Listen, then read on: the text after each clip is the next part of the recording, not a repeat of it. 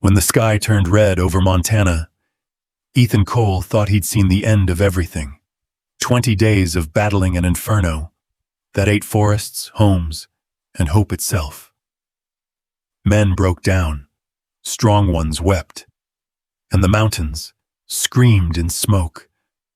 But nothing haunted Ethan, like the memory of his partner, Luke, who ran into the fire and never came back.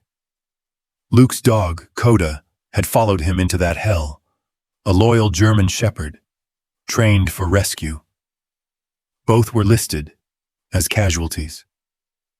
Ethan told himself to move on, but some bonds don't die in flames. They wait, buried beneath ash, clinging to the scent of those who loved them.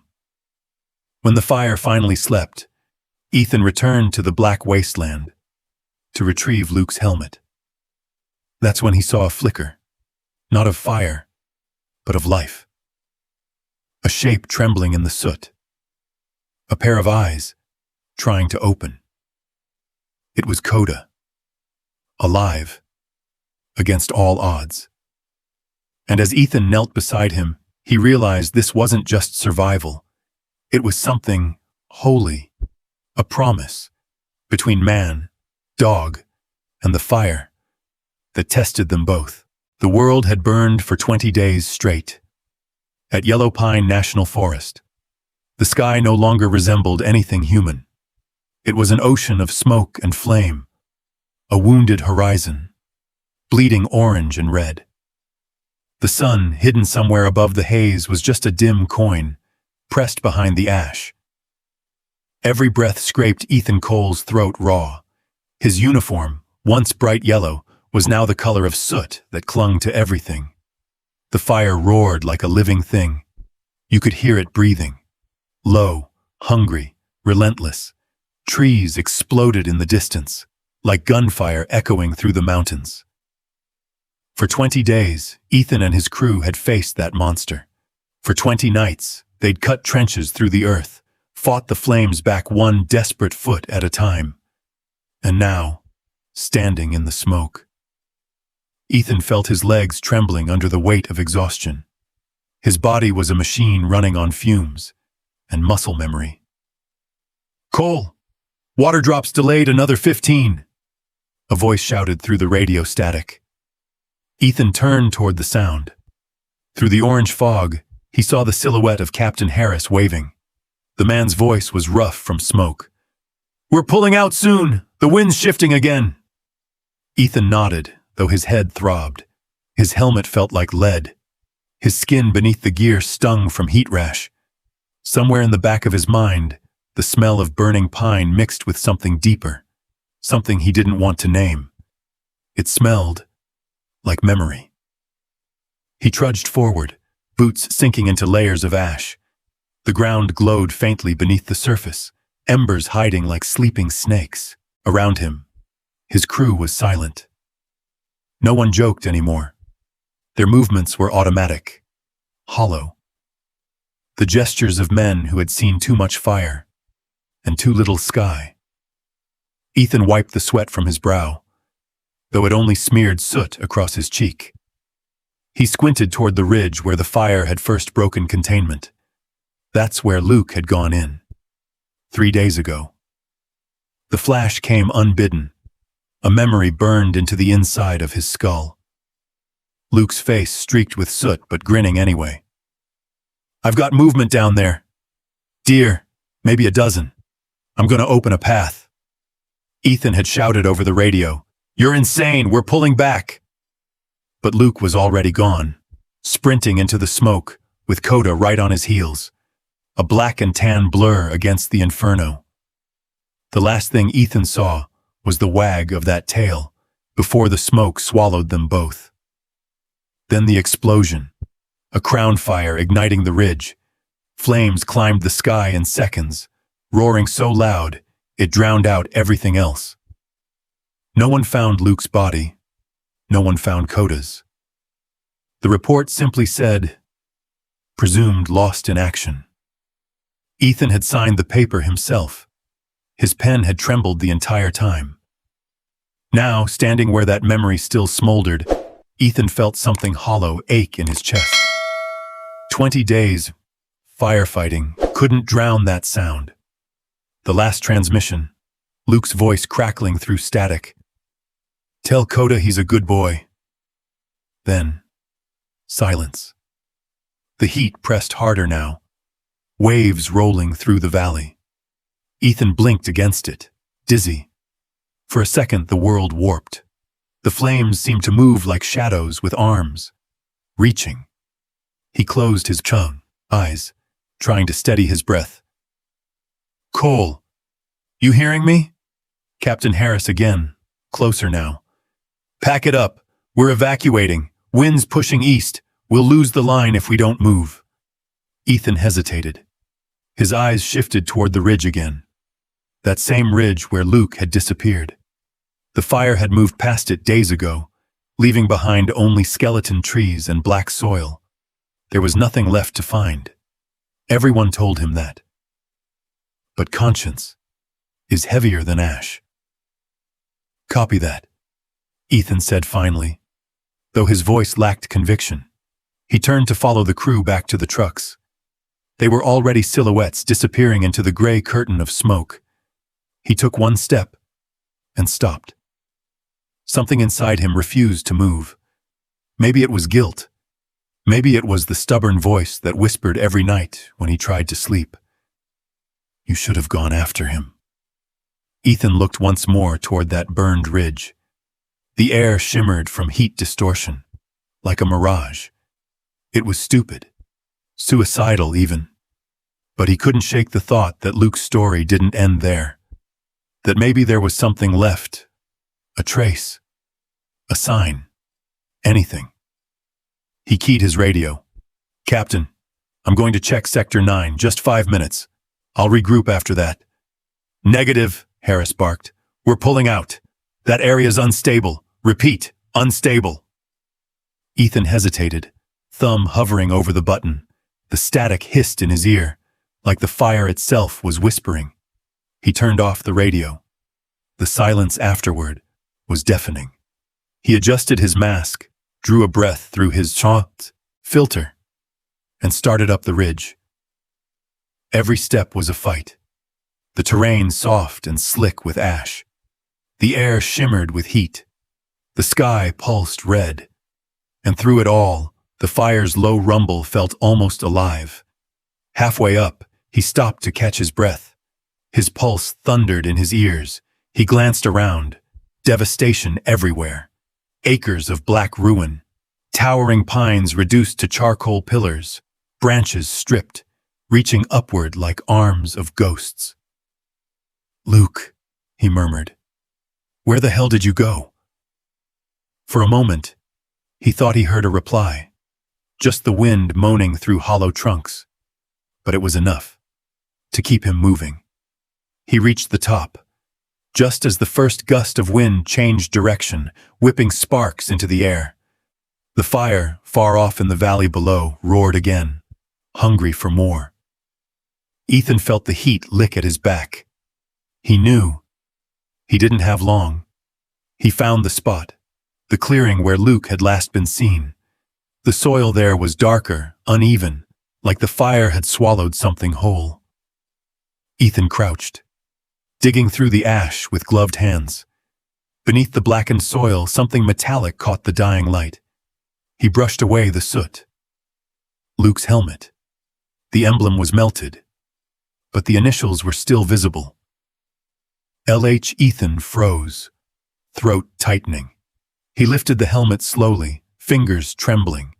The smell of burned leather and smoke hit him all at once, and with it came a wave of grief so sudden, it dropped him to his knees. He pressed the helmet to his chest, head bowed, as if he could somehow transfer the weight of loss into that one small object. "God damn it, Luke," he whispered. "You were supposed to make it back." The wind picked up again, carrying embers across the slope. They spiraled in the air, glowing like dying stars. Ethan sat there for a long moment, the fire crackling in the distance, the world holding its breath.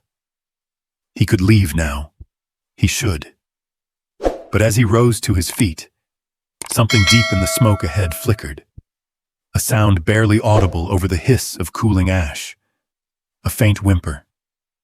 He froze. It came again. Weak. Uneven. Unmistakable. A dog's cry. Ethan's pulse spiked. He turned toward the sound, heart hammering. Coda? No answer. Only another faint rasp, like air dragging through damaged lungs. He dropped the helmet, stumbling forward through the haze. His boots crunched over debris. The sound grew clearer, tugging him onward. The dread, the exhaustion, the guilt, all of it collapsed into one burning hope. Coda! He shouted again, louder this time. Nothing but smoke. Then, a flicker of movement in the gray. Ethan squinted. There, half buried under a fallen branch, a shape. Small. Still. The world narrowed to a single heartbeat.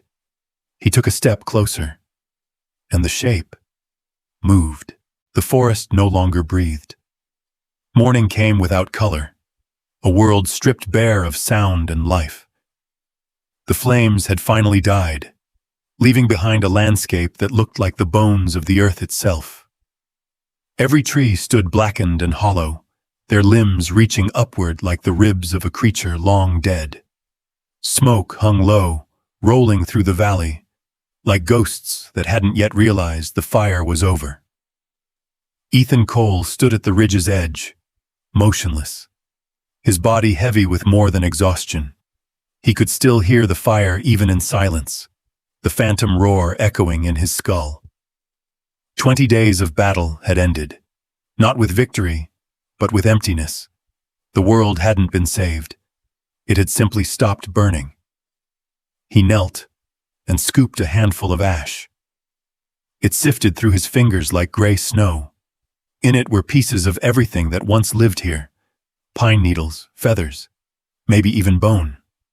A cemetery made of dust. Somewhere beneath all this ruin was the last trace of Luke. Ethan had returned at dawn, alone, without orders. His captain thought he was at base camp, logging equipment. Instead, he had driven back to the burn zone, past the checkpoints and the charred road signs, until the landscape turned to gray ruin. He told himself it was just to find Luke's helmet, one final gesture of respect. But deep down, it was more than that. He needed to stand where his best friend had fallen. He needed to see.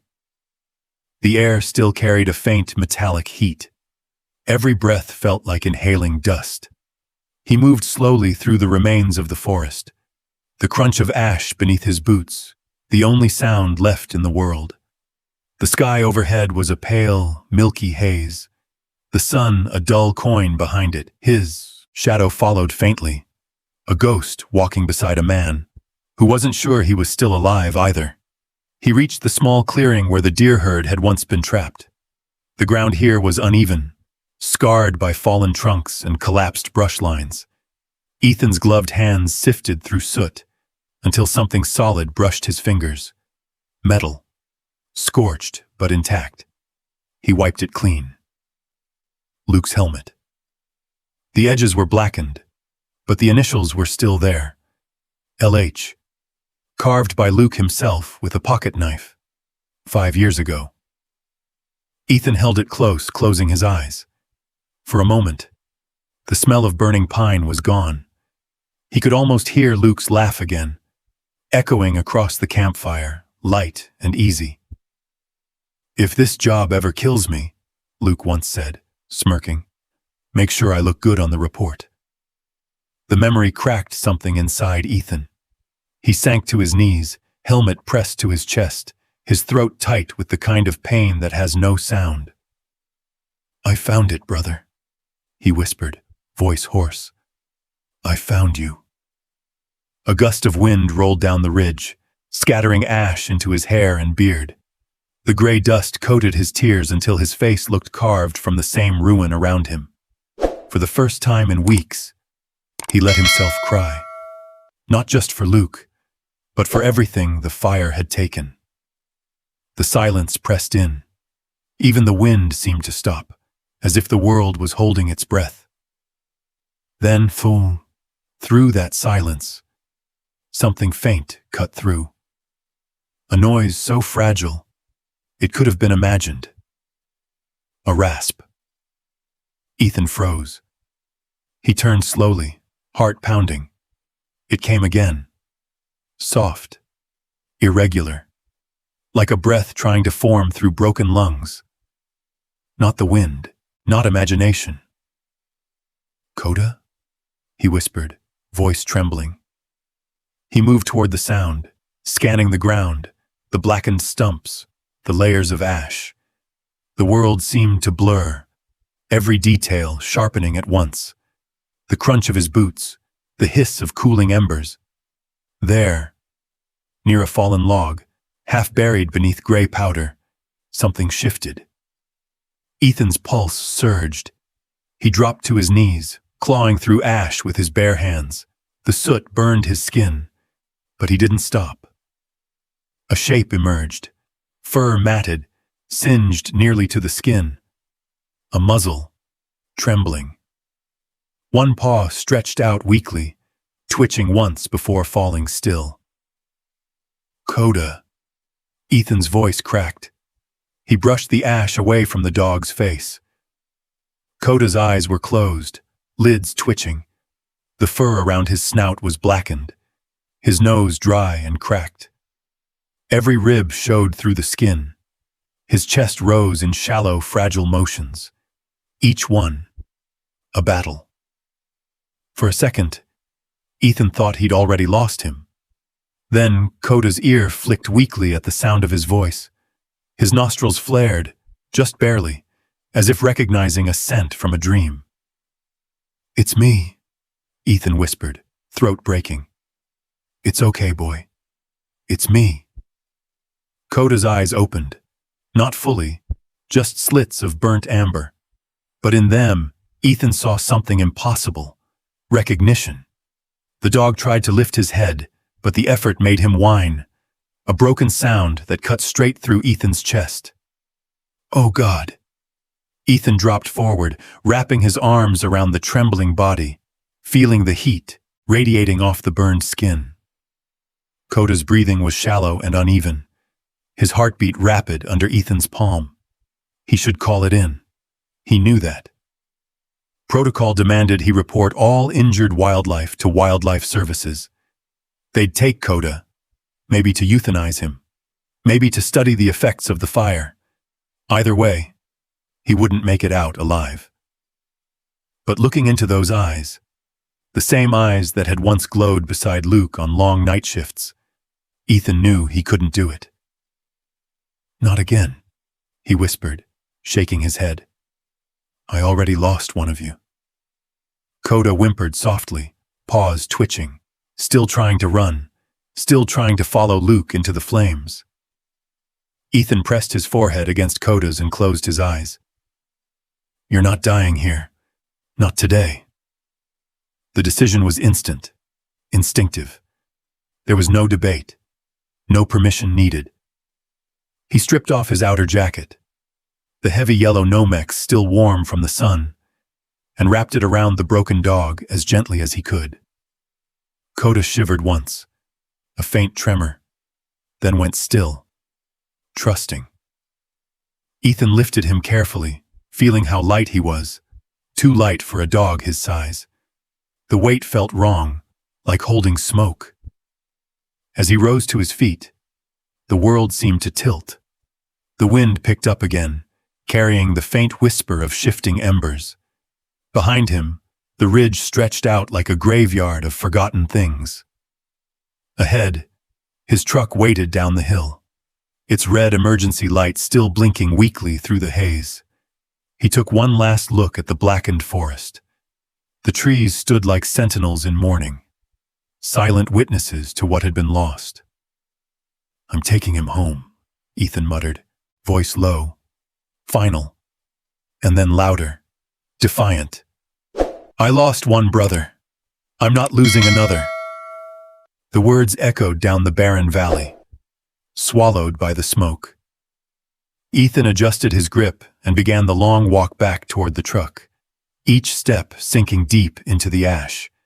Behind him, a faint trail of footprints marked the only sign of life left in that wasteland. One man and one broken animal, rising from the fire, together. The sun finally broke through the haze, painting a thin line of gold along the horizon. It fell across Ethan's face as he carried Coda out of the ruins of the forest, a man walking through the aftermath of hell, holding on to the last heartbeat that refused to die. The mountain road wound through darkness, like a scar. Ethan's fire truck barreled down it, headlights cutting twin spears of light through the fog and drifting smoke. The engine groaned under the strain, tires crunching over debris and half-burned branches. Outside, the world was silent. No wind, no forest sounds, just the faint hiss of cooling ash. Inside, another sound filled the cab, Coda's breathing. It came in ragged, shallow pulls, a wheeze, a pause, another wheeze, each one shorter than the last. He lay curled on the passenger seat, wrapped in Ethan's smoke-stained jacket, chest rising unevenly. Every few seconds, a soft whimper escaped his throat, the sound of an animal too exhausted to cry properly. Ethan gripped the wheel tighter, his knuckles bone-white under the grime. The glow of the dashboard cast a pale light across his face. Streaks of soot, dried sweat, blood at the edge of his lip where he'd bitten down too hard earlier. He looked half dead himself. "Hey, stay with me, buddy," he said, voice rough from smoke and panic. "You hear me, Coda? You've made it through worse." The dog's only answer was another faint wheeze. Ethan reached over, brushing his fingers through the dog's soot-caked fur. It was coarse and brittle under his touch. "You're all right," he murmured softly. "You're safe now. Just breathe. That's all you gotta do." He wasn't sure who he was talking to anymore, Coda or himself. The radio crackled. A familiar voice came through, heavy with static. "All units, evacuate the north sector. Repeat, full retreat. Containment teams are regrouping. No unauthorized personnel past mile marker 22." Ethan exhaled shakily. He was already 20 miles past that marker. If the captain checked his GPS, he'd be done. Disobeying a direct evacuation order was career suicide. But what did it matter? What was a career compared to a heartbeat slipping away beside him? He turned the volume down until the radio was just a low murmur. The sound of protocol, the sound of rules, that didn't matter anymore. He leaned toward Coda again. "You hear that? They'd say I'm crazy for doing this. They'd say you're not worth the risk." His jaw tightened. "But they didn't see you follow Luke into that fire. They didn't see what loyalty looks like." Coda's paw twitched at the sound of his name. Ethan caught it gently, wrapping his hand around the charred fur. It felt like holding the last piece of someone who should still be here. "Luke would have done the same," Ethan whispered. "He'd have carried you himself." The headlights caught the curve of the mountain road ahead. For a moment, Ethan's vision blurred. Exhaustion hit him like a wave. His eyes burned from smoke and sleeplessness. His mind spun between memory and reality. He saw Luke's grin again, heard his voice echoing through the headset. "Tell Coda he's a good boy." He blinked hard, shaking it off. "Don't do this to me now," he muttered, forcing focus back to the road. The forest thinned, giving way to cliffsides and distant lights, faint glimmers of civilization far below. Town was still an hour away. The vet clinic, even farther. He checked the clock. Time felt like it was moving too fast and too slow all at once. He picked up his phone from the dashboard and hit the call. Layla answered on the second ring, her voice groggy and cautious. "Ethan, it's midnight. Are you okay?" "Not really," he said, breathless. I've got something. Someone. Someone?" He glanced at Coda. "A dog. Burn victim. Smoke inhalation. Bad. It's Coda. Luke's dog. He's alive." Layla's tone shifted. Sleep vanished. "Alive? After that fire? Ethan, are you sure?" "I'm sure." He swallowed hard. "But he's not going to last long. His breathing's bad. I'm coming down the mountain now. I need you ready. I'll prep the oxygen chamber and IV. ETA? An hour. Maybe less if I push it." "Drive safe," she said, but her voice broke slightly, hearing the tremor in his. "Ethan, this isn't standard procedure, is it?" "No," he admitted, but neither was finding him alive. "Okay," she whispered. "Bring him home." The road narrowed, flanked by blackened pines leaning inward like sentinels watching his descent. The truck's high beams caught the glitter of ash still falling from the sky. It looked like snow. In hell. He reached over, adjusted the jacket covering Coda's chest, tucking it gently under his chin. The faint warmth of life was still there, just barely. "Hang in there, partner," Ethan murmured. "You're not done yet." Minutes bled into miles. The radio's static filled the silence between them. Each burst of transmission a reminder of what he'd risked. He could already imagine the disciplinary report. Unauthorized removal of wildlife casualty. Dereliction of duty. Maybe they'd ground him. Maybe worse. But the thought couldn't compete with the sound of Coda's struggling breath. At 30 minutes down the mountain, Ethan noticed the rhythm changing, the breaths shorter, farther apart. Panic clawed at his throat. "Come on, Coda, don't do that." He tapped the steering wheel, urging the truck faster. The tires screamed against the road. Another curve, another flicker of breath. Then, nothing. Ethan's eyes snapped to the passenger seat. Coda was still. His chest wasn't moving. "No, no, no, no!" Ethan slammed on the brakes. The truck skidded sideways on gravel before lurching to a stop. He ripped off his seatbelt and lunged across the cab. "Coda, don't you do this to me!" He pressed his ear to the dog's chest. Silence. No breath.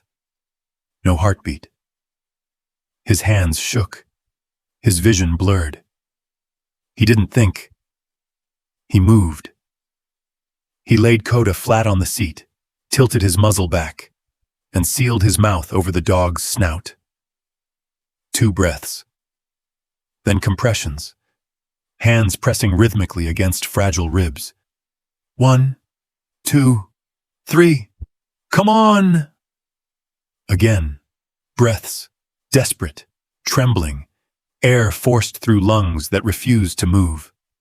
His tears mixed with soot. The cab reeked of smoke and fear. He pulled back, checked again. Nothing. "No! No, damn it, breathe!" He slammed a hand against the steering wheel. The horn blared once, echoing through the canyon. Then, a sound. A weak, wet gasp. Ethan froze. Then again, another shallower inhale. The chest rose, barely. "Yes," he whispered, voice cracking. "That's it, buddy, come back." Coda twitched once, coughed, a thin puff of soot.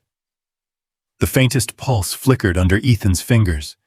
Relief hit like a tidal wave. Ethan sagged back, chest heaving, eyes burning. His whole body trembled from adrenaline. He rested his forehead against Coda's. "You stubborn son of a gun. You weren't supposed to quit." He wrapped his jacket tighter around the dog, started the truck again. The headlights cut through the darkness as the vehicle roared forward. Outside, the mountains blurred, streaks of ash and mist fading into night. Inside the cab, the rhythm returned. 2 heartbeats, uneven, but alive.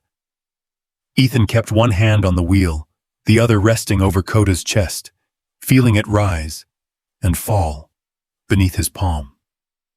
He didn't look at the road anymore. He didn't think about the consequences waiting at the end of it. All that mattered was getting him home. The fluorescent lights flickered as Ethan kicked open the glass door of Silver Creek Veterinary Clinic, carrying Coda in his arms. The smell hit him first, antiseptic and iodine, layered over faint traces of smoke that clung to his jacket. It was clean and cold, the opposite of the world he had just driven through. The small bell over the door chimed once, a fragile sound in the stillness. "Layla!" he shouted, his voice raw and breaking. From the back room came the slam of a metal cabinet and hurried footsteps.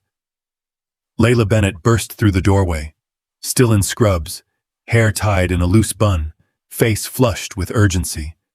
One look at Coda, and her expression shifted from alarm to heartbreak.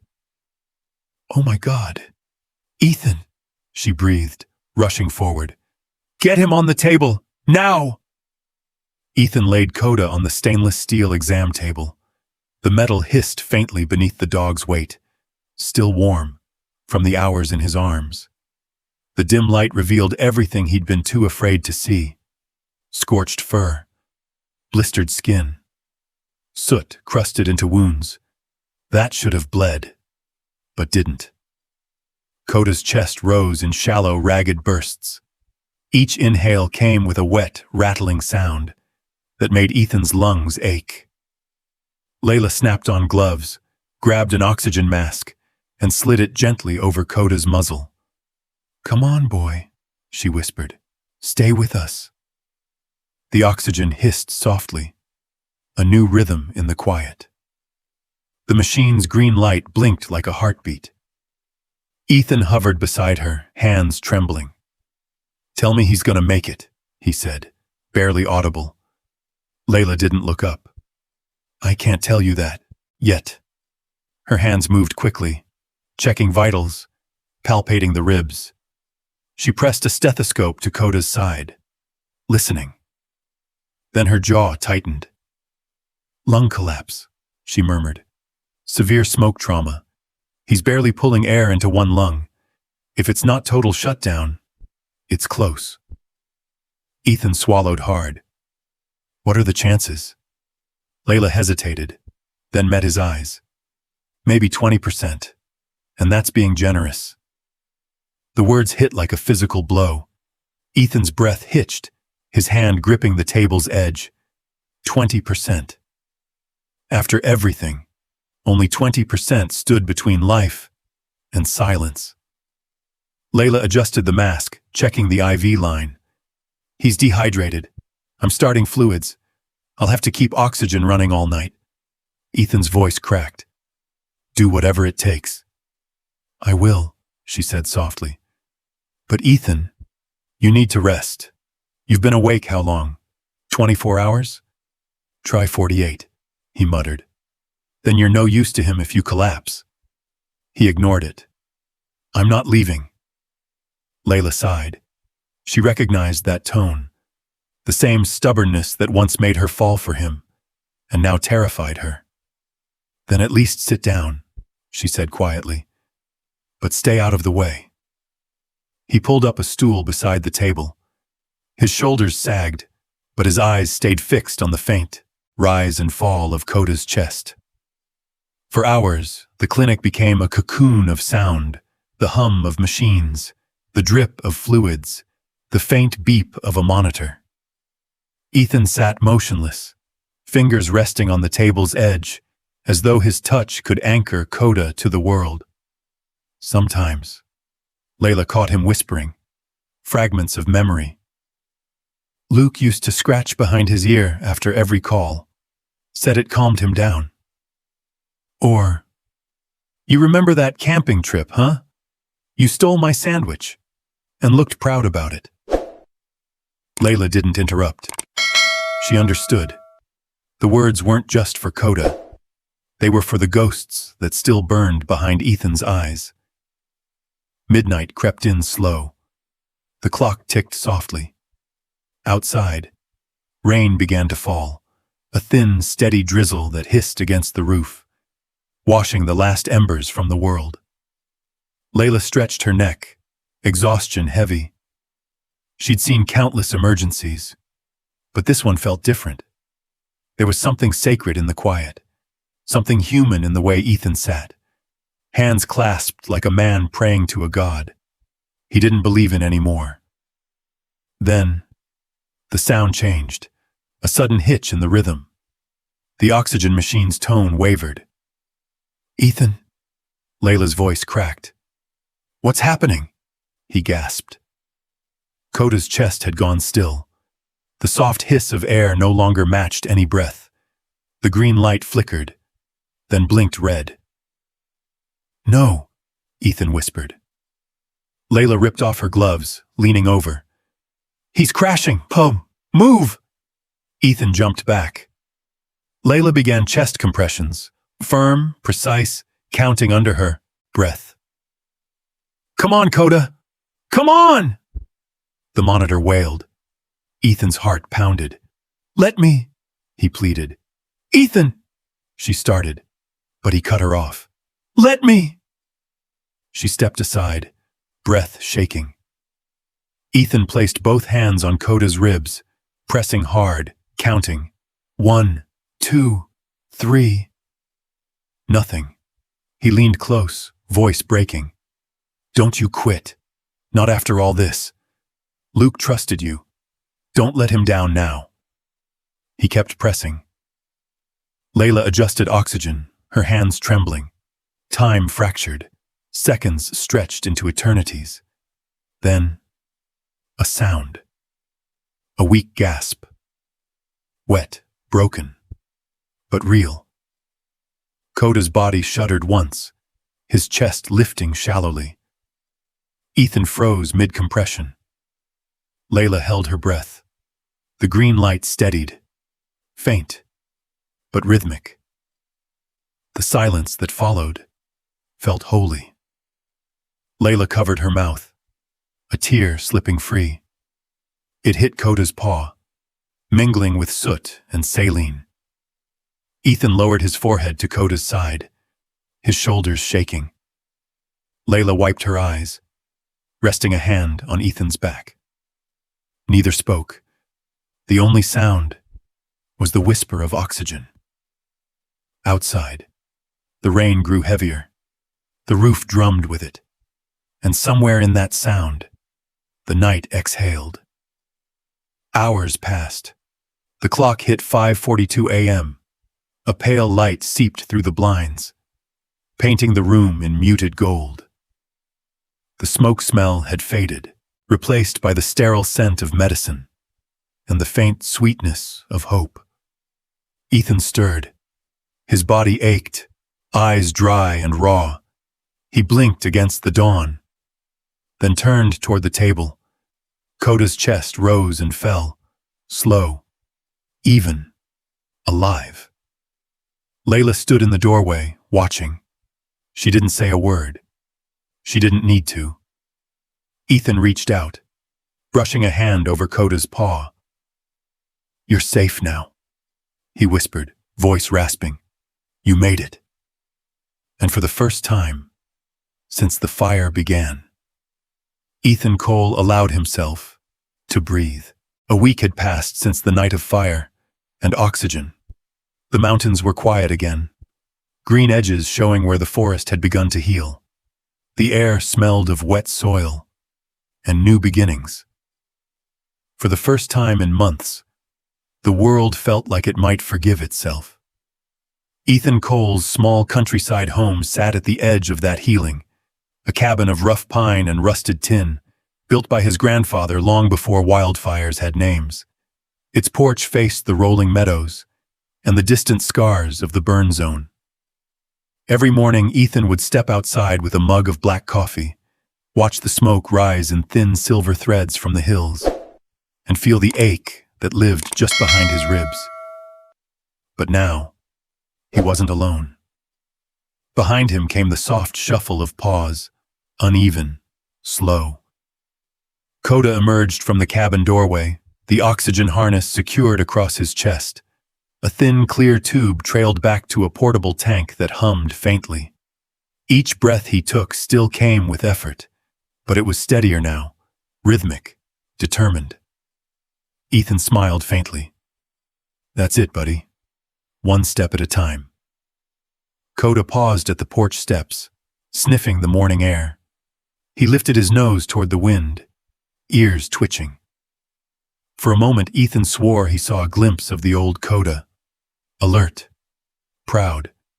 The working dog Luke had trained with endless patience. Smells better out here, huh? Ethan said quietly.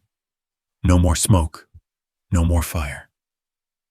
Layla's old Jeep rumbled down the dirt road a few minutes later, dust rising behind the tires. She climbed out carrying a medical kit and a small cooler. The sight of her, sunlight streaked through her brown hair, determination steady in her walk, had started to feel like a ritual too. Morning, hero, she said softly as she reached the porch. Ethan chuckled. If you're talking about me, you're way off. He's the one who did the impossible. Layla smiled and crouched beside Coda. Hey there, miracle boy. She rubbed the soft fur under his chin, feeling the slow vibration of his breath. How's the patient today? He hates that harness, Ethan said, watching Coda swish his tail weakly. Keeps trying to chew the straps. That's a good sign, she replied, checking his vitals. Means he's getting his strength back. For an hour, they worked together, adjusting oxygen flow, massaging Coda's shoulders to loosen scar tissue, encouraging him to walk small laps around the yard. The sun climbed higher, golden light spilling across the porch. The world felt softer under its warmth, quieter, as if even nature was afraid to disturb what was slowly rebuilding here.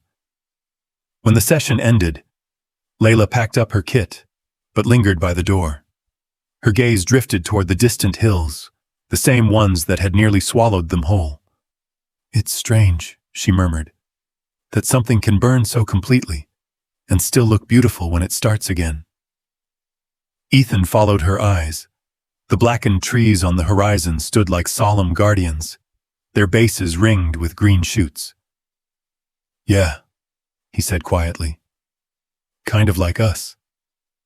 She looked at him for a long moment, then smiled. The kind of smile that holds both sorrow and hope. See you tomorrow, firefighter. When she left, the silence returned, gentle and heavy. Ethan sat on the porch steps beside Coda, who lay sprawled at his feet, chest rising and falling slowly.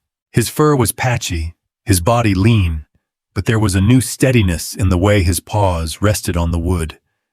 A quiet resilience. You know, Ethan began softly, Luke used to sit out here just like this. At the sound of the name, Coda's ears twitched. His head lifted slightly, eyes searching the empty yard. Yeah, Ethan said, with a small breaking laugh. You remember him, don't you? You were his shadow. Never let him out of your sight. Coda whined softly. Not pain this time, but recognition. Ethan stared out at the field, lost in the weight of memory.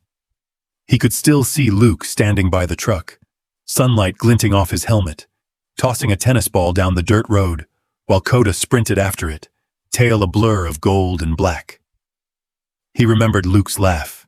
Big, easy, alive. He's not just a dog, Luke used to say. He's my right hand, my heart with 4 legs. The wind rustled the tall grass, carrying those echoes away. Ethan swallowed hard. I keep thinking about that day, how he ran back into the fire, how you followed him. He didn't even have to call your name. Coda shifted closer, resting his chin on Ethan's boot. The gesture undid him. He reached down, brushing his hand along the dog's neck, feeling the roughness of scars beneath the fur. You followed him because that's who you are. Loyal, brave, stupidly brave.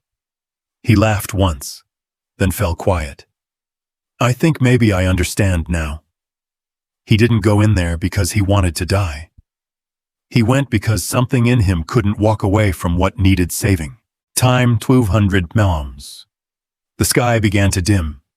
Clouds rolled in from the west, dark, low, and heavy. The first distant rumble of thunder broke through the silence. Ethan rose, guiding Coda inside. He unhooked the oxygen line, set the tank near the couch, and let the dog settle beside him. The house creaked softly under the weight of the coming storm. Rain began to tap against the windows. Faint at first, then heavier. A steady drumming that filled the small cabin. The smell of wet earth seeped in through the cracks. Lightning flashed once, illuminating Coda's eyes in a brief blue shimmer. Then thunder cracked overhead. A violent, echoing boom that shook the window panes. Coda jolted upright, panting hard. His claws scraped against the wooden floor. He stumbled, trembling, eyes wide with panic. Hey, it's okay, Ethan said quickly, dropping to his knees beside him. It's just thunder, buddy. Just noise. But Coda wasn't hearing him. His breathing grew ragged, frantic. The same gasping rhythm from the night of the clinic. He clawed at the floor, muscles twitching with remembered fear. Ethan caught him, wrapping both arms around the trembling body, pulling him close. You're safe, he whispered, voice breaking. You're home now. You're safe. Coda's chest pressed against his. Ethan could feel the rapid thump of the dog's heart against his own ribs, two frantic rhythms colliding. He pressed his forehead to Coda's fur, ignoring the tears streaking through soot still trapped in his skin. The storm raged outside, but inside, the world narrowed to this. One man, one broken animal, and the fragile thread of comfort between them. Slowly, Coda's breathing began to steady. Time 400 mows. His trembling eased. He looked up at Ethan, eyes glossy in the flickering light. And then, for the first time since the fire, Coda held his gaze. Ethan froze, the breath catching in his chest. The world fell silent between thunderclaps.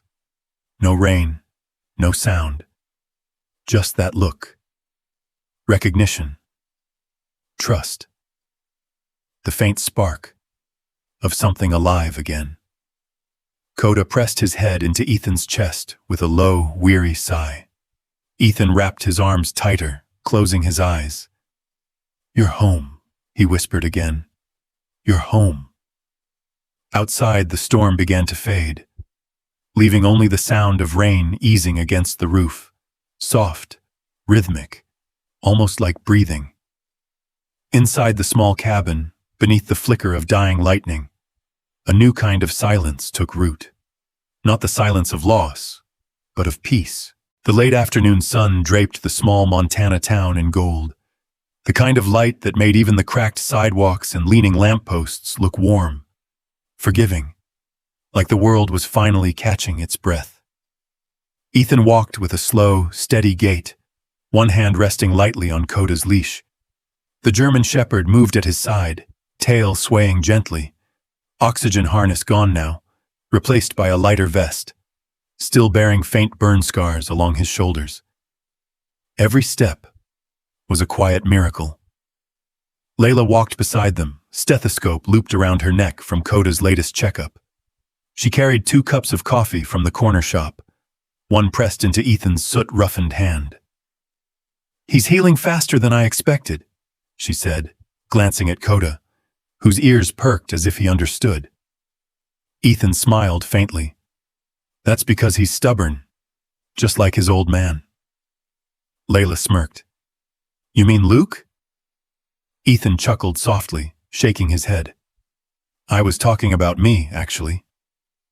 The three of them moved in silence for a while, the kind of silence that felt full, shared rather than empty. The leaves along the street had begun to turn, gold and copper spinning lazily in the wind. Kids played somewhere nearby, laughter echoing between brick buildings. For the first time in a long time, peace didn't feel like a stranger. Coda trotted ahead a few paces, nose twitching at every scent. Baked bread from the diner, oil from a garage, the cool wind that smelled faintly of pine and rain. He stopped to sniff a fire hydrant, tail flicking with mild curiosity. Layla smiled softly. You know, I never thought I'd see him like this again. After everything. Ethan nodded, watching Coda with quiet pride. He shouldn't even be walking, according to the reports. Layla's voice softened. Maybe some things can't be measured by reports. They rounded the corner onto Main Street, where the sun filtered through rows of turning maples. A quiet hum of life filled the air. People chatting outside shops, faint radio static from a passing car. The town alive again after months of fear and flame. Coda walked between them, head high, eyes alert. He was no longer the trembling, broken creature from the ashes. Yet something about him had changed. A stillness, an intuition that seemed to pulse beneath every movement. Ethan had noticed it before. The way Coda's ears would twitch moments before thunder. The way he'd growl softly before a storm. It was as if the fire had burned something open inside him. A second sense, sharpened by survival. They were halfway down the street when Coda suddenly stopped. No warning. No hesitation. He froze mid-step, muscles stiff, tail down. Ethan frowned. What is it, boy? Coda's ears pricked forward, eyes locked on a narrow alley between two old brick buildings. His hackles rose, a low rumble vibrating from his chest. Layla followed his gaze. The alley was dim, lined with trash bins, half hidden under the fire escape. A breeze carried the sharp, metallic scent of garbage, and something else. Something faint, but wrong. Layla's brow furrowed. He smells something. Ethan crouched beside Coda, scanning the alley. Raccoon, maybe, or a stray. But Coda's growl deepened, slow, focused. Layla touched Ethan's arm. No, that's not how he reacts to animals. Something's wrong. Ethan hesitated, then unclipped the leash. All right, boy, show me. Coda padded into the alley, low, deliberate, silent. The light dimmed as they moved deeper, shadows curling along the brick walls. A gust of wind rattled a tin lid ahead. Coda flinched, then pressed on. Ethan followed, heartbeat quickening. At the end of the alley sat a metal trash bin, dented and rusted from years of use. Coda stopped a few feet away, barking sharply. 1, 2, 3 short bursts. Then he started pawing at the base, whining. Ethan exchanged a glance with Layla. He's never done that before. Layla's voice trembled. Ethan, open it. He hesitated, dread curling in his gut. Then, with a deep breath, he gripped the lid and lifted. The stench hit first, sour, damp. Then he saw it. A small bundle of fabric nestled between black trash bags, a blanket, threadbare and stained. Something moved inside it. Ethan's breath caught. Oh my God! He reached in, pulling the blanket closer. The movement revealed a tiny newborn, no more than a few days old, skin bluish purple, lips trembling weakly against the cold. Its breaths came in shallow, desperate flutters. Layla's hand flew to her mouth. Ethan! Coda whined and stepped closer, sniffing the bundle. He gave a soft, uncertain bark, then nudged the baby's face gently with his nose. The tiny body stirred weakly. Ethan froze, caught between disbelief and instinct. We need to... Before he could finish, Coda gripped the edge of the blanket in his teeth, firm but impossibly gentle, and took off running. Wait! Coda! Ethan shouted, bolting after him. Layla didn't hesitate. "He's heading toward the hospital," she yelled, sprinting behind them. They burst out of the alley and onto the main road, startling pedestrians. Coda raced ahead, weaving through traffic, the blanket clutched carefully in his mouth. Horns blared, drivers swerved, but somehow, miraculously, no one hit him. Ethan chased him through the chaos, lungs burning. "Go, boy, go!" Layla followed, shouting for people to move aside. Her heart pounded against her ribs, every second stretching into eternity. Coda reached the hospital entrance first. The automatic doors slid open just as Ethan caught up, boots skidding across the tile. Nurses at the reception froze, staring in disbelief at the sight of a soot-marked firefighter and a limping German shepherd carrying what looked like. "Oh my God! Is that?"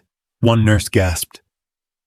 Coda trotted to the center of the emergency ward, laid the bundle gently on the white tile floor, and stepped back with a soft whine. The blanket shifted.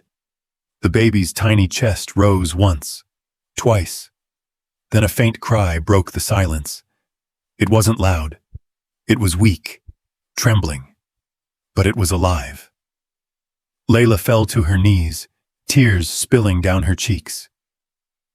"He just saved another life," she whispered.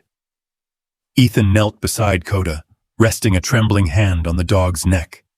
His throat was too tight to speak. Nurses swarmed in, lifting the baby, calling for doctors. The room filled with motion, alarms, life. Coda sat perfectly still in the middle of it all, watching with calm, golden eyes, the same eyes that had stared into death and found something worth saving. Ethan leaned close, whispering through the noise, "You did good, boy. You did so good." Coda's tail gave one slow wag. Then he exhaled, a sound halfway between a sigh and a prayer. Outside, the evening light poured through the hospital windows, catching in the fur along his neck, like fire reborn. And for one brief, blinding moment, the world felt whole again. 2 days later, the hospital that had once echoed with panic now hummed with quiet wonder. The world outside had changed overnight. Local radio stations replayed the same headline every hour. "Firefighter's dog saves abandoned newborn, a miracle in Montana." Photographers lined the sidewalks. Camera crews crowded the entrance. A story born from fire and ash had sparked something the country hadn't felt in a long time. Hope. Inside the hospital's main lobby, Ethan Cole stood near the glass doors, still wearing the same weathered boots from the fire line. He looked like a man uncomfortable in his own skin, eyes hidden behind fatigue, and something heavier. Humility. Coda sat beside him, calm as ever, the faintest hint of a silver bandage still wrapping one paw. The hospital staff had tied a blue ribbon around his collar, Hero of the Week. Every nurse that passed smiled. Some knelt to pet him. Coda accepted it with quiet grace, golden eyes steady, tail flicking once or twice, as if acknowledging the attention, but not understanding it. Ethan's name was everywhere. The brave firefighter. The man who broke protocol to save life. Reporters pressed microphones toward him. "Mr. Cole, what was it like in that moment? How did your dog know the baby was there? Do you think this was divine intervention?" Ethan's jaw tightened. He didn't like the questions. They made something inside him twist. Finally, he lifted his gaze, his voice low and rough. "He's the hero," he said, nodding toward Coda. "Not me." That quiet honesty silenced the room, long enough for someone to capture a photo that would circle the internet within hours. The weary firefighter standing beside his burned dog, both looking toward the golden light pouring through the hospital doors. Later, after the reporters dispersed and the noise died down, Ethan walked the quiet corridors alone. The adrenaline had long faded, leaving only exhaustion, and the same guilt that had never left him. He found Layla in the neonatal wing, standing outside the nursery. The soft glow of the room illuminated her face, tired but peaceful. Behind the glass, rows of bassinets lined the walls, tiny forms swaddled in white blankets. One stood out, a small crib near the far corner. A nurse leaned over, adjusting the blanket of the baby that had been pulled from the trash 2 days ago. The tag on the crib read, "Baby Hope." Layla's eyes glistened. "She's breathing on her own now," she whispered. "Heart rate normal, no infection.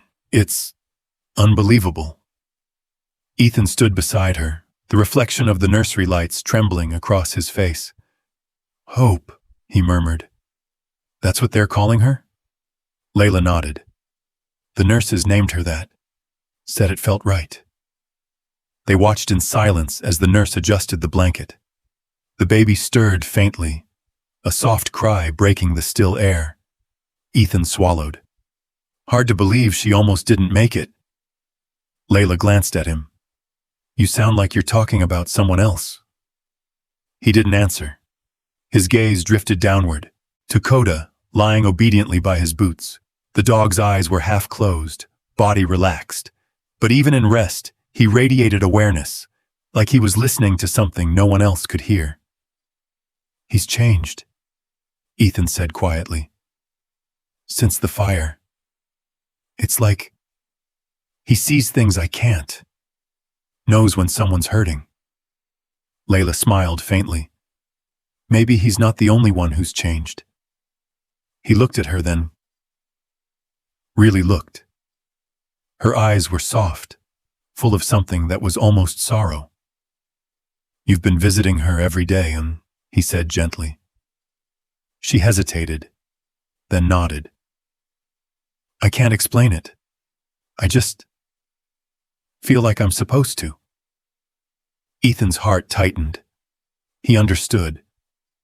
Some bonds didn't need words. They just happened. Like instinct. Like a whisper from something bigger than either of them.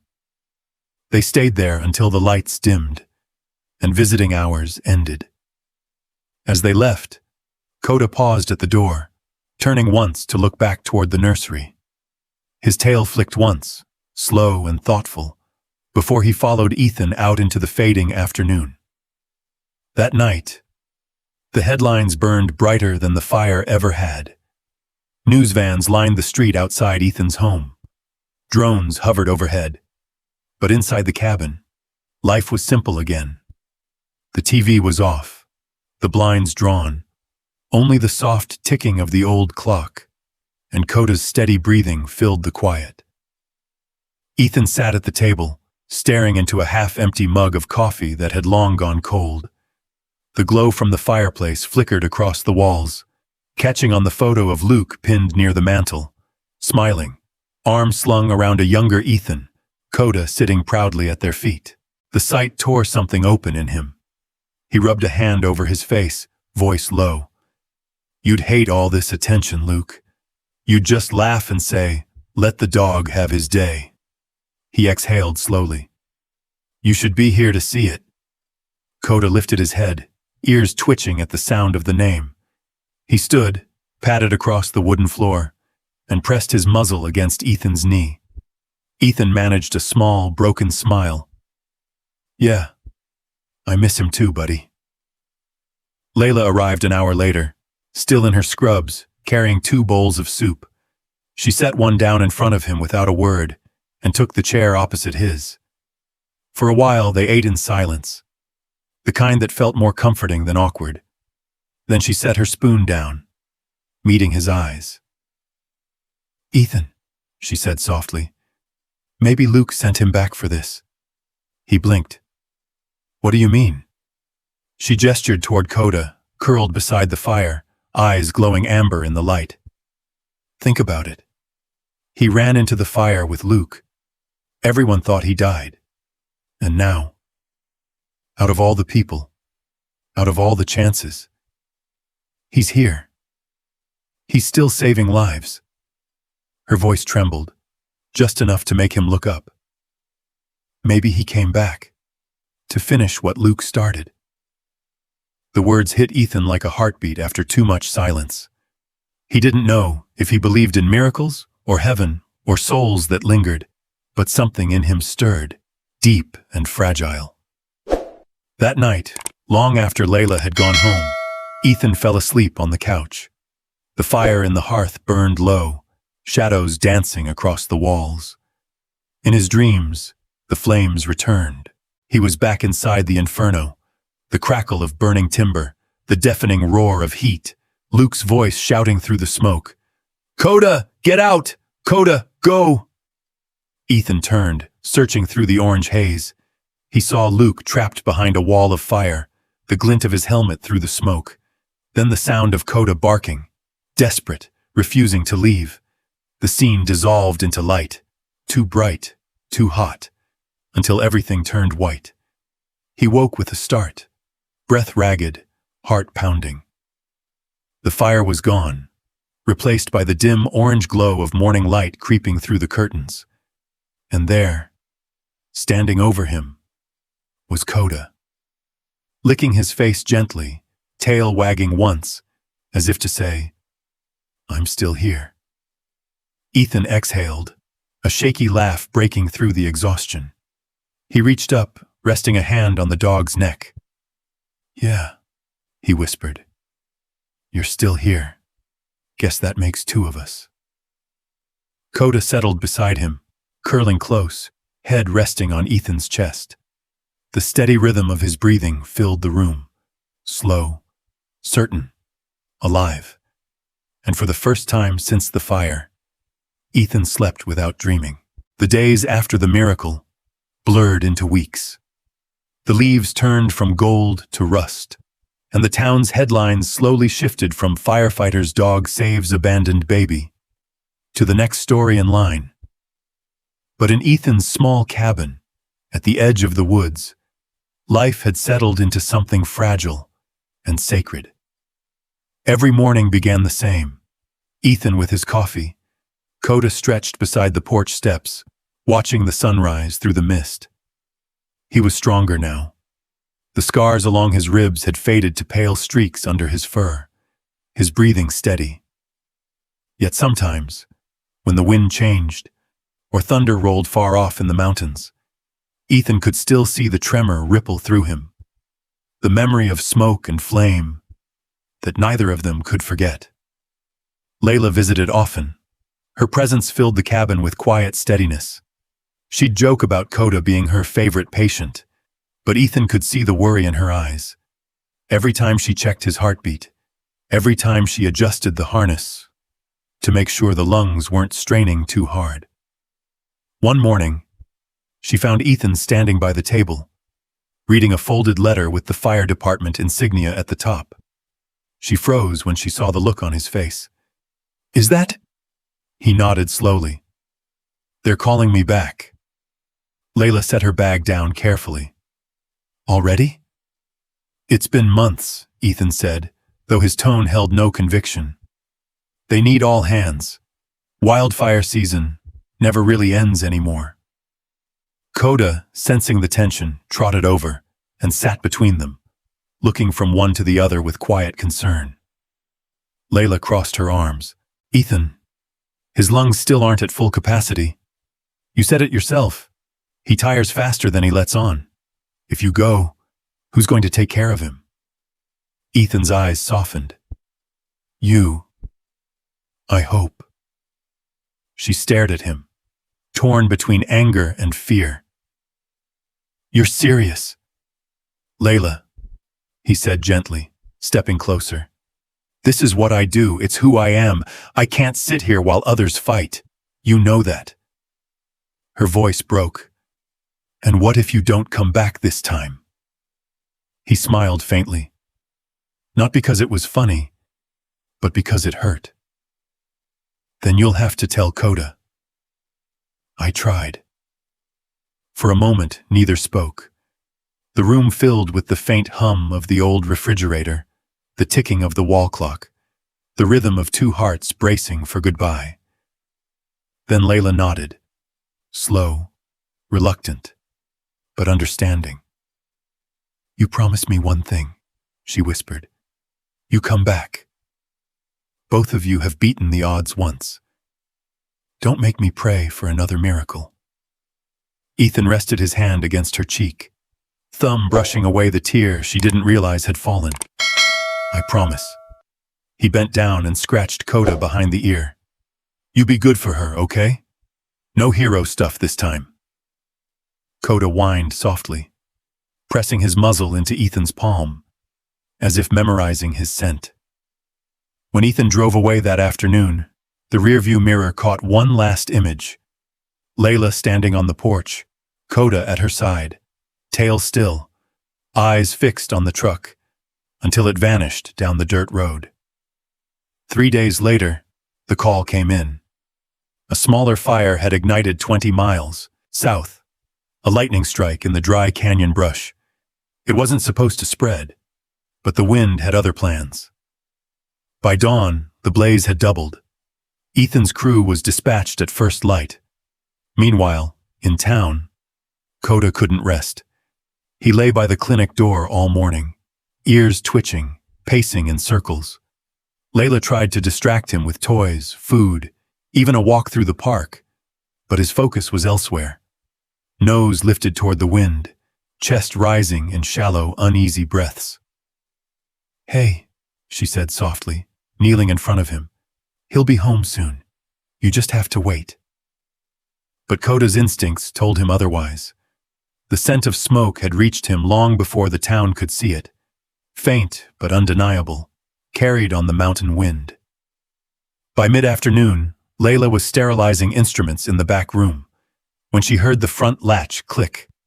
She turned just in time to see Coda push the clinic door open with his snout, the bell chiming once as he stepped into the sunlight. "Coda!"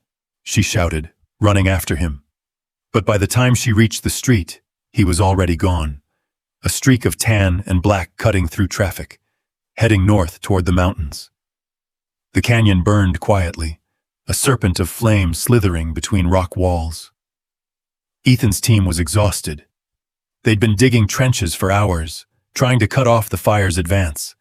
Smoke curled through the ravine like fog. "Cole!" his captain shouted through the radio. "We've got flare-ups on the East Ridge. Pull back and regroup." Ethan turned toward the sound. But before he could answer, a gust of wind shifted the smoke, and something strange pierced through the noise. A bark. He froze. The sound came again, faint, distant, but real. "Impossible," he muttered, pulling off his helmet. The radio hissed again, but Ethan barely heard it. The barking was closer now, cutting through the roar of burning pine. Then, through the haze, a shadow emerged, low to the ground, moving fast. "Coda?" The shape broke through the smoke, and there he was. Panting, covered in ash, eyes wild but clear. He barked once, high and sharp, tail wagging furiously as he bounded toward Ethan. "Coda!" Ethan dropped to his knees, grabbing the dog's face in disbelief.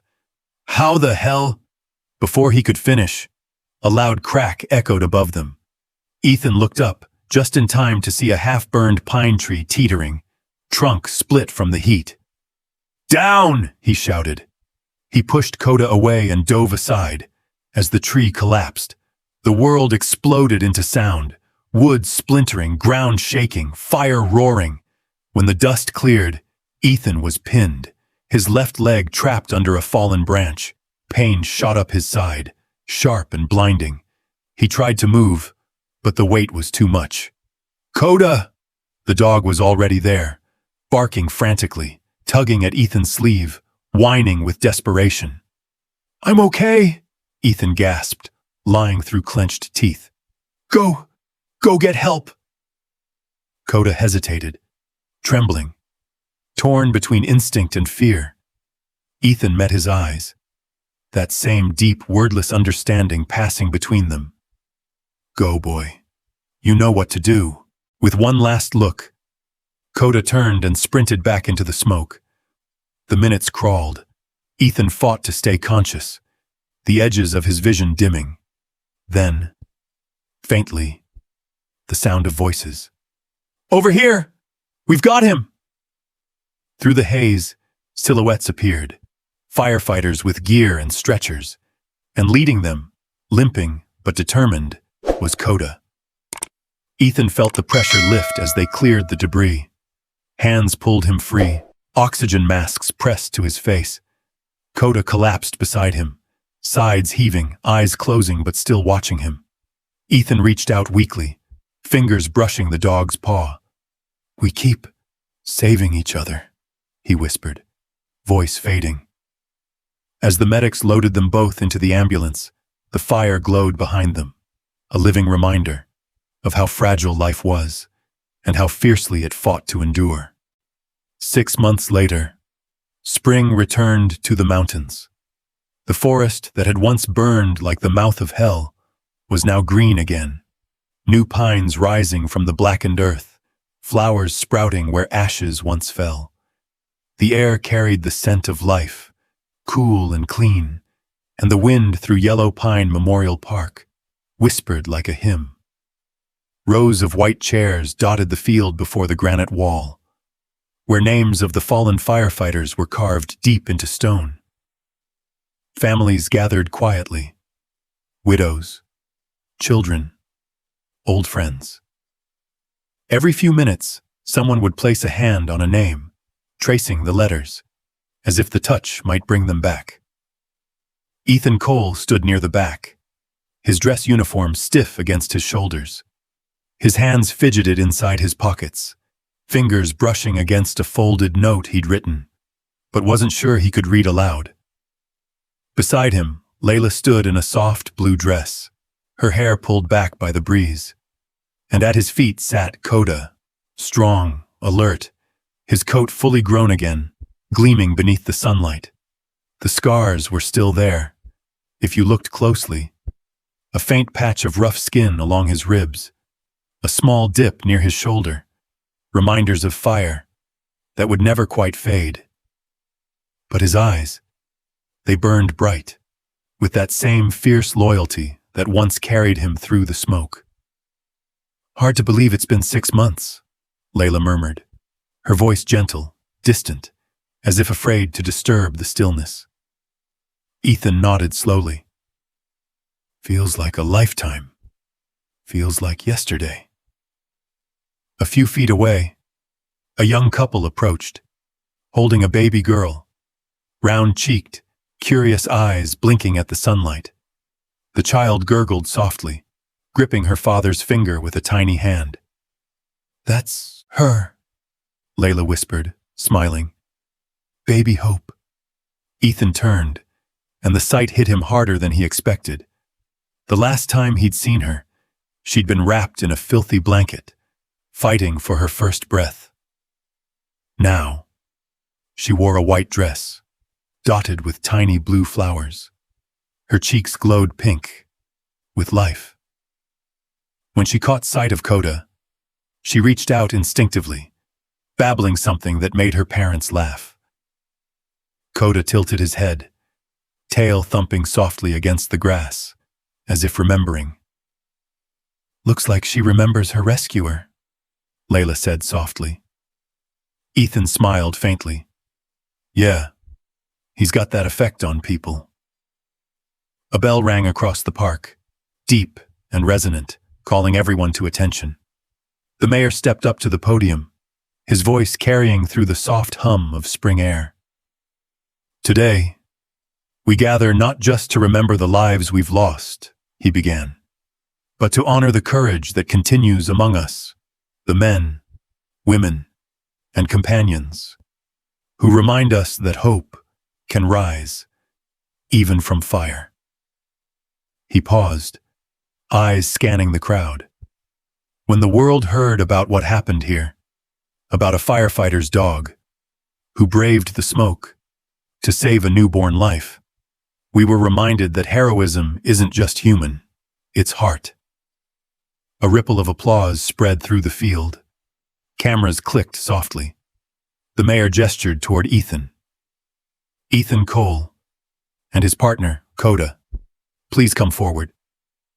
Ethan hesitated, the muscles in his jaw tightening. He'd stood before crowds before, after rescues, during demonstrations. But this was different.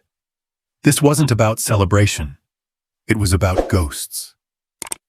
Layla nudged him gently. "Go on," she whispered. Ethan took a deep breath and stepped forward, Coda padding beside him, tail steady. As they reached the podium, the mayor knelt, holding a small velvet box. Inside gleamed a silver medal, shaped like a flame, engraved with the words, "For bravery beyond measure." The mayor smiled. "Coda," he said warmly, "this one's for you." The crowd laughed softly, but the laughter was tinged with reverence. Ethan took the medal with trembling hands. The medal glinted in the sunlight, bright as memory. He turned to Coda and knelt down. The dog sat perfectly still, eyes locked on Ethan's face. "Guess you've earned this one," Ethan murmured, his voice breaking halfway through the words. He tied the ribbon around Coda's neck, the medal resting against the dog's chest. His fingers shook, not from nerves, but from the flood of emotion pressing behind his ribs. When he was done, he stayed there, kneeling, his hand resting against Coda's fur. His gaze lifted, past the crowd, past the stage, to the granite wall behind them. There, among dozens of carved names, one caught the sunlight. Luke Harris. Ethan swallowed hard. The crowd faded. The sounds blurred. It was just him, Coda. And that name, the ghost that had followed every breath since that day. He leaned forward, voice low enough for only Coda to hear. "You brought him home, Luke." Coda tilted his head, ears flicking at the familiar name. For a heartbeat, Ethan could almost feel Luke there. That old grin, that deep laugh, the weight of a hand on his shoulder. Layla stepped closer, placing her hand gently on Ethan's back. The warmth of her touch steadied him, pulled him out of the ache, and back into the moment. The mayor's voice filled the air once more. "Ladies and gentlemen, please join me in honoring the heroes of Yellow Pine." Applause erupted, echoing through the valley. Ethan rose slowly, blinking against the sunlight. He nodded once toward the crowd, but couldn't bring himself to speak. His eyes burned. He turned slightly away, pretending to fix Coda's ribbon. Layla saw the tremor in his jaw, the silent tears he refused to let fall. Coda pressed his muzzle against Ethan's knee, grounding him. Ethan reached down, stroking his head softly. "We made it, buddy." The applause grew louder, rising like a tide of gratitude. Yet Ethan's gaze stayed fixed on the granite wall, the names etched deep in memory. For Luke, for the others, for everything fire had taken, and everything it had somehow given back. When the ceremony ended, families lingered, laying flowers at the base of the wall. The breeze carried the soft scent of pine and lilac through the air. Ethan stood apart, the weight of the medal cool in his palm. Layla joined him quietly. "You should be proud," she said. "I'm proud of him," Ethan replied softly. They turned toward the field, where Coda was surrounded by children, laughing, petting him, taking pictures.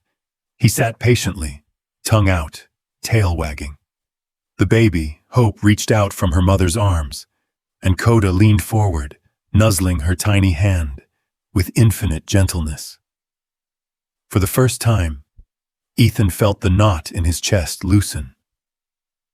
"Maybe Luke really did send him back," Layla said softly. Ethan nodded, eyes glistening. "Maybe he sent him to remind me that some fires don't destroy, they reveal." Layla slipped her hand into his. Together, they watched the golden light fall across the names on the wall. Fire reborn as memory, pain reshaped into grace. The sky over Montana faded from gold to violet. Twilight came softly, like a hand closing around the day, not to end it, but to hold it. The air smelled of pine and rain. Fireflies blinked through the grass, like embers refusing to die. Behind Ethan's cabin, a campfire burned low. Its light flickered across the porch, and the two figures beside it, Ethan and Coda. The dog lay close, his fur glowing gold in the firelight, a medal hanging from his neck, like a piece of sun. Ethan held a folded letter, the paper trembling in his hands. He began to read aloud, his voice rough. "If you're reading this, brother, I probably did something stupid and brave. Everyone says fire destroys, but I don't buy that. Fire doesn't just take, it shows you what can't be burned away. Trust the fire inside you, Ethan. It's meant to light your way." Ethan paused. The fire crackled softly. Then he whispered the next line. "If anything happens to me, look after Coda. He'll understand things even when you don't. And when you can't hear me anymore, listen to him. He'll lead you home." Ethan lowered the letter. Luke's words hit deeper now. Beside him, Coda stirred, lifting his head. Their eyes met, something wordless passing between them. Ethan placed his hand on the dog's head, warmth meeting warmth. "You always knew," he murmured. "You weren't just following orders. You were following him." He looked back at the flames. "Luke used to say fire had a soul," he said softly. "Time of hundredum. Dangerous if you don't respect it, but if you care for it, it keeps you alive." A spark popped, landing near Coda's paw. The dog flinched, then watched it fade, tail thumping once against the earth. The ache in Ethan's chest shifted. Less grief, more gratitude. "You made sure none of us burned alone," he whispered. Coda rested his head in Ethan's lap, and for a long while, they stayed that way, man and dog, framed by breath and the hum of crickets. The cabin door creaked open. Layla stepped out with a blanket. "You didn't come in for dinner," she said gently. "Found his letter," Ethan replied. She read it by the firelight, then smiled through the ache. "That sounds like him, always turning pain into poetry." "Yeah," Ethan said. He never stopped believing. In people. In this. He gestured to the fire. "Maybe it wasn't meant to end," Layla said softly. "Just change shape." Ethan nodded. It did. It became him. The stars rose over the mountains. From a neighboring porch came the laughter of baby Hope, the girl Coda had saved. Her joy drifted through the dark like music, clear and alive. Ethan smiled faintly. "Guess she's part of the circle, too." "Maybe proof it never really ends," Layla said. "The fire," he murmured. "The good kind." As the flames sank to a steady glow, Ethan stroked Coda's fur. "Time 400 mems. Rest easy, partner. You've earned it." Hope's laughter echoed again, bright, eternal, while above them, the stars burned on, countless fires that would never die. Sometimes, the most beautiful stories aren't about heroes in uniforms. They're about the quiet loyalty of a dog who never gives up on the people he loves. German shepherds like Coda remind us that love doesn't need words. It's found in the way they wait by the door, follow us through every storm, and trust us, even when the world falls apart. If this story touched your heart, maybe it's a gentle reminder to spend a little extra time with your own dog, to look them in the eye, to really see the soul behind that loyalty. There's a kind of healing in that bond that nothing else can replace. And if you'd like to learn simple, heart-centered ways to connect more deeply with your dog, the kind that go beyond training and into true understanding, you can take a look at the resource I've shared below. No pressure, just something that might bring a little more warmth into your home. Because at the end of the day, dogs don't just share our lives. They teach us how to live them better.